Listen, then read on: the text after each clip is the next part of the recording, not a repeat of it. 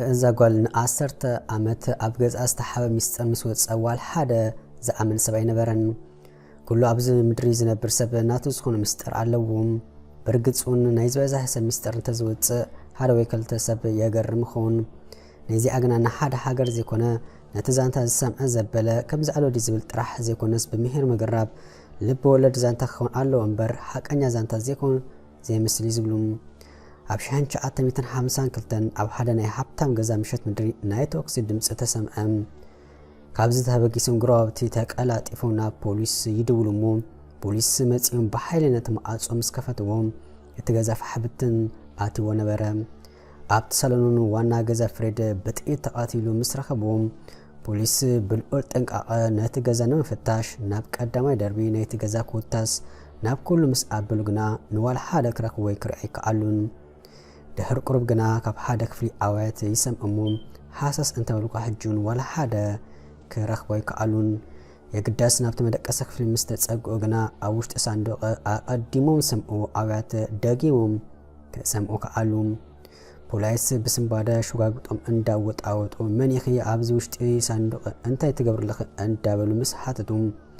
أنا دوليني دحاني دم جنا كاب صندوق كود سأكلني بدقت عاصم لمس بلد بوليس نتجازا فتشهم ولا حدا كم زي رقم حبيرهم كفيتهم كوت وق على سجمرهم تمعصوا جنا أي كفتني مسبلهم مفتاح أبي كم زي لمس حتى توا أبي كم زي لو كم زي تفلت حبيراتهم كل جنا دارجا كسبروا أن دبلو خلوا قليهم نتجازا حساس بلومو مفتاح سلازر خبو كفيتهم كابتي عاصاتو زنبرت أبي صندوق كدان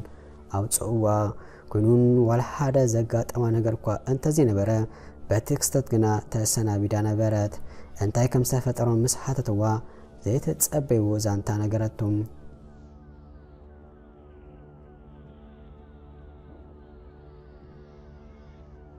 اتفت عما كم زينيروم عبت مدكسي نتي أبسان أنا كدان كفيتا كدان عند أتصفت عند أتوت كلام نسا كابزنا برات له أب تحتي بأسك فتر كله تسم أموم كونجنا نتستفت أنا نجر كرمي مرأيا هذا سمت يؤبت أبسان قدافيتي كم زأسوا مسحبرتهم زينتهم بولايس كلا حسب كونهم أتمتيسي نتجازا سيروم زأتو سوات بزهم مثل زي فلت مكنياتهم فريد لك أبستتكسل الساعات نتا سبيت مثل استاعات سوا كأتصل دما اتجازا معارك ندو تفتشو زيت أفعى نجر أنت نيرو هذا أحد راحيهم كابتي أبن حبتام جزا هذا نجر ترح مدفوع ترح نبوليس توساخي هتكونهم اتستفعل نبرد دما نايسب فريد كل جزيز أسرع ناي دايموند نايد ساعتيام مرمرتو نمنتاي أبزني حبتا مسب جزا بزوح تسرق نبرا كله سلامنتاي حانت نبرت راح يسرقون نمنتاي نحانت نبرت إلهم سابقاتلو زولو هتوتات كانا وصوم جمرام كنزخونا بوليس مسكورا بتوم تراخيهم حدا حبريتاتات كأكو جمروم سبعين سبيتم كل جزي كم زجاجهم حبريتا رخوهم كم توسعون قتلت قرم فصام قرم ساعات كاب كال اوان بستفله ملكو يچاقاچو كم زنبرو حبروم بوليسون كابز تبقيسو نتيجبن نابتا سبيتو كصقو كانت دليو بمنم تامر نسا نتيجبن كتفصم ايت كلنيرا اتمنتيسي نفريد قتيلا بالعوش تصندقاتيات عصا كاغلاس نت مفتح ابكال كفلي كتقمطو سلازي تقل كونون ولا كبوليس انت تطرطرا كاب تجبن نصا غيروايم يقداس بقلن كغدفوا سلازي مرصو كابت استولدلس اجميروم زلو هيوتا كصنو يجمرو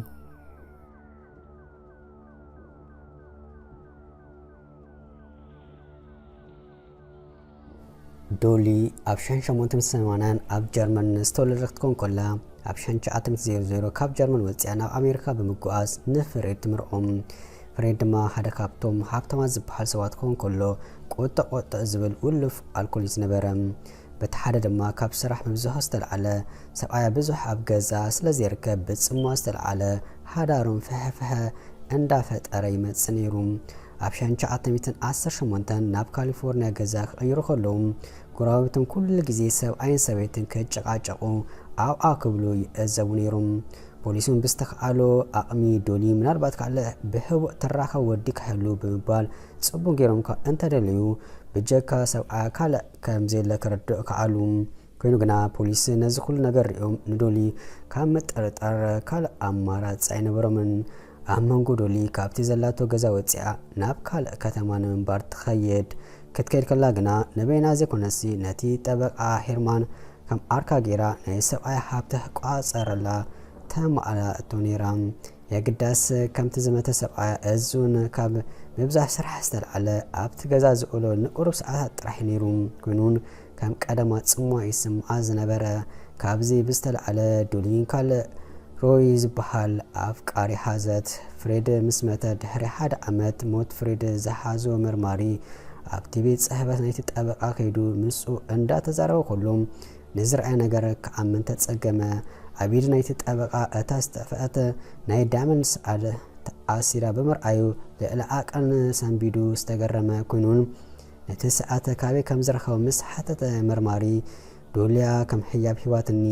ይፈልጥ ብጣዕሚ ዘጠራጥር ነገር እዩ ክትሕበኒ ከላውን ጠርጢርያስ እዚ ደኣ ዝተሰርቃ ሰዓት ዶ ኣይኮነ ኢለ ምስ ሓተትኩዋ ኣብቲ ግዜ ተጋጊ ጠፍኢኒ ዝበልኩ ፖሊስ ምስ ከዱ ኣብ ትሕቲ ሳሎን ምስ ደለኸው ረኺበ ኢላ ነጊራትና ኢሉ ንመርማሪ ተዛረበ የግዳስ ነቲ ጠበቃ ዋላ ሓደ ከኣምኖ ስለዘይከኣለ ዘረብኦም ምስ ወድኡ ተቀላጢፉ ናብ ዶሊ ከይዱ ብዛዕባ እቲ ኩነታት ምስ ተወከሳ እወ ረኺበ ነይረ የግዳስ ንኣኹም ምንጋር ትርጉም ዘሎ ኮይኑ ስለዘይረኸብኩ ዘይነገርኩም ክትብል እያ መሊሳ እቲ መርማሪ ግና ዝሰምዖ ነገር ስለዝሕርቆ ብጋዜጣ እቲ ዜና ከም ዝርጋሕ ምስ ገበረ ብዛዕባ እቲ ቀላጢ ዝፈልጡ ዘበሉ ሰባት ይእዳዎም ናብኣ ከመልክቱ ጀመሩ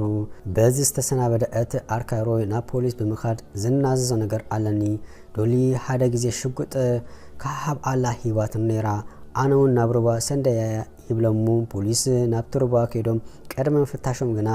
ጎረቤት ዶሊ መፅኡ ኣነ እውን ዝናዘዞ ነገር ኣለኒ ዶሊ ሓደ ግዜ ሽጉጥ ካሃብ ኣላ ሂዋት ነይራ ኣነ እውን ድሕሪ ገዛይ ቀቢራ ኣለኹ በሎም ፖሊሱን ናይ መርመርቲ ጋንታ ሰዲዶም ነተን ክልተ ሸጓጉጥ ይረክቦሞ የግዳስ መሪተን ስለ ዝነበራ ፍሬድ ዝተቀተለ ሽጉጥ ከም ዝኾነ ከረጋግጹ ኣይከኣሉን ኮይኑ ግና ክልተ ምስክር ፖሊስ ስለዝረከቡ ናብ ዶሊ ከይዶም ብዛዕባ እቲ ጉዳይ ምስ ኣዘራርቦም ዋላ ሓደ ከፍርሓት እወ እተን ሸጓጉጥ ቀደም ከማን ገዛና ዝነበራይን ሰብኣይ ምስ መተ ትርጉም ዘለዎም ኮይኑ ስለዘይረከብኩም በኣለይ ንክድርብዮን ሂበዮም ክትብል ተዛረበት ኮይኑ ግና ፖሊስ ከኣምና ስለዘይከኣለ ኣብ 1923 ብቕላት ገበን ተኸሲስቲ ብምባል ኣሰራ ኮይኑ ግና ዶሊ ነቲ ቀትላት ብፍጹም ተኣምር ክትፈጽሙ ኣይትክእልና እቲ ምንታይሲ ንሰብኣይ ቀቲላ ኣብቲ ሳንዱቕ ንገዝኣ ነብሳ ቆሊፋ እቲ መፍትሒ ኣብ ካልእ ክፍሊ ክተጽንሖ ስለዘይትኽእል ካብ ዝተለዓለ ፖሊስ ተወሳኺ መረጋገፂ ክረክብ እንተፀዓረካ ዋላ ሓደ ክረክቡ ስለዘይከኣሉ ናይ ቀትላት ኬዝ ኣፅዮም ንዶሉን ብነፃ ፈነዋም እዚ ኩሉ ምስ ተፈጸመ ድሕሪ 7 ዓመት ኩሉ ነገር ተረሲኡ ነይሩ ኣብ 1930 ግና ዘይተጸብዮ ነገር ተፈጥረ ንሱን ዶሊ ጠበቃን ይበኣስሞ ካብዚ ዝተለዓለ እቲ ጠበቃ ናብ ናይ ፍሬድ ኬዝ ሂዘሞ ናብ ዝነበረው መርማሪት ብምድዋል ቀድሚ 7 ዓመት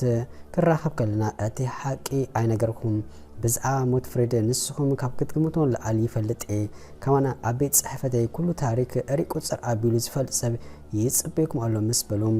ብቁልጡፍ መርመርቲ ነቲ ናይ ጠበቃ ቤት ጽሕፈት ምስ ኣተዉ ቅድሚ ሕጂ ሪኦሞ ዘይፈልጡ ሰብ ይጸንሖም ወዲ ስፌት ክዳን ማሽን ኣራይ ነይሩ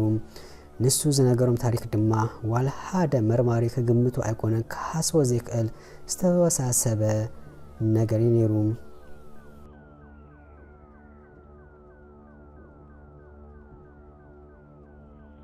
እቲ ጉዳይ ዝጅምር ከምዚ ፍሬድ ቀድሚው ማቱ 10 ዓመት ክኾን ከሎ እዚ ወዲ ገና ወዲ 17 ዓመት ኩሉ ኣብ ናይ ፍሬድ ትካል ይሰርሕ ነይሩ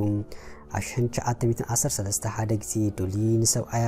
ፍሬድ ስፌት ክዳን ማሽን ከም ተበላሸወታ ምስ ነገረቶም ሰብኣያ ነቲ ኣብ ምዕራይ ስፌት ክዳን ዝነጥፍ ወዲ ንፉቕ ስለ ዝነበረ ኪዲአር ለይሉ ናብ ገዝኡ ይልአኩም ካብዛ ሰዓት ጀሚራ ዶሊ ኣብ ልዕሊ ሰብኣያ ምስኡ ክትወፅእ ትጅምር ካብታ መዓልቲ ዶሊ ዝወድን ብሕቡእ ምርካቦም ቀጸሉ ድሕሪ ግዜ ገዛ ክቕይሩ ከሎ እዚ ወዲ ሰብኣይ ኣብ ዝወፀሉ ዝኣትሉ ሰዓት እንዳሓለወ ከም ሕሱም ክመላለስ ጀመረ ጎረባብቱ ነቲ ወዲ ብተደጋጋሚ ምስ ረኣዩ እንታይ ኺኢሎም ምስ ሓተትዋ ስራሕ ዘይብሉ ሓወይት ብሎም ዝነበረት ኮይኑ ግና ክልቲኦም ብከምዚ ዘሎ መንገዲ ክቐጽሉ ከምዚ ይኽእሉ ምስ ፈለጡ ካብ መፈላይ ኣብቲ ናይ ገዛ ቦሎፎን ክነብር ዶሊ ሓሳብ ምስ ኣቕረበት ወዲን ብዙሕ ነክፈረካ ይበለ ቤተሰቡን ስለ ዘይብሉ ስርሑ ብዘይ ምክንያት ኣቋሪጹ ኣብቲ ቦሎፎን መቅማጡ ይጅምር እሞ ልክዕ ፍሬድ ክወፅእ ከሎ ሃልዮም ካብቲ ዝተሓብኣሉ ወፂኡ ምስኣ ጥዑም ግዜ ይሕልፍ እሞ ሰብኣያ ምስ ዝመጽእ ድማ ተቀዳዲሙ ናብ ጋቢኡ ይኣቱ ኣብቲ ግዜቱን ፍሬድ ንዶሊ ገለ ድምፂ ኣብቲ ገዛ ከም ሰምዐን መግቢ እዚ ኣብ ልቢ ቅጽበት ይውዳእ ከም ዘሎ ይሕብራ ነይሩ የግዳስ ወላ ሓደ ከም ዘየለ ተኣምኑ ነይራ ብከምዙን እዞም ሰለስተ ሰባት ን5 ዓመት ብሓባር ይነብሩ ኣብ 1918 ፍሬድ ካልእ ገዛ ክቕይሩ ከም ዘሎ ምስ ነገራ ዶሊ ተቀላጢፋ ኣብ ቦሎፎን መሓብኢ ዘሎ ገዛ ትመርጽ እሞ ተቀዳዲማ ሓቢኣ ኣብቲ ቦሎፎን ከም ዝኣቱ ትገብር ፍሬዱን ክሳብ ዝመተላ ሰዓት ን10 ዓመት ኣራይ ስፌት ክዳን ምስኡ ከይፈለጠ ተቐሚጡ እዩ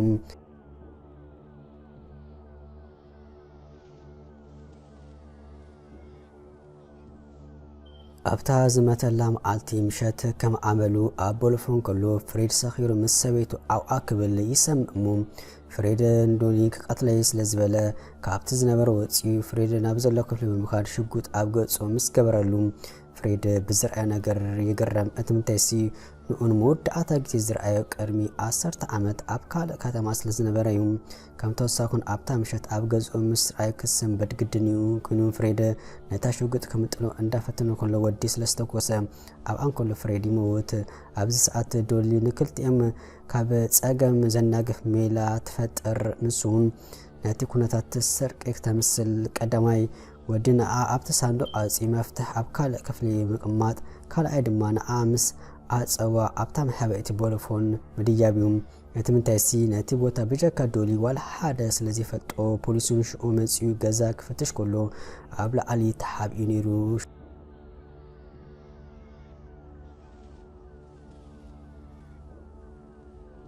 ሽዑ ድሕርቲ ፍጻመ ክልቲኦም ካልእ ገዛ ቀይሮም ክወፁ ከሎ እርክነቶም ኣብ ኣደባባይ ክንዲ ምውፃእ ከም ቀደሞም ኣብ ቦሎፎን ከም ዝነበረ ገበረቶም ተጠርጢራውን ክትእሰር ከላ ንሱ ኣብቲ ቦሎፎን ስለ ዝነበረ ዘለዋ ኣማራፂ ነቲ ጠበቃ ምንጋር ስለ ዝነበረ ስራሕን መከዲ ዘይብሉ ሓዋ ኣብቲ ቦሎፎን ከም ዝነብር መግቢ ከይዱ ንክሕቦ ምስ ነገረቱ እቲ ጠበቃውን ከም ዝተባሃለ ምስ ገበረ ወዲ ብጣዕሚ ስለ ዝጠምዐ ናይ ጥፋኣተኛ ስምዒት ስለ ዝተሰምዖ ኩሉ ነገር ኣሪቅ ቁፅር ኣቢሉ ይነግሮም እቲ ጠበቃ ድማ ካብዚ ክትከይድ ኣለካ እንተዘይኮኑ ክትሓዚኻ ይብሎ ወዲ ከም ዝተባሃለ ትኽኢሉ ወፂኡ ናቲ ህይወት ምንባር ይጅምር ኮይኑ እቲ ጠበቃ ነቲ ሚስተር እቅብ ሃጊ ምስ ተባኣሱ ግና ንመርመርቲ ስለ ዝሓበረ ኣብ መወዳእታት ወድን ዶሊን ኣብ ትሕቲ ቁፅር እኳ እንተኣትዉ ኮይኑ ግና ብነፃ ተፈኖም ዶሊ መወዳእቱ ኣብ 1991 ኣብ መበል 80 ዓመታ ካብዚ ዓለም ተሰናበተት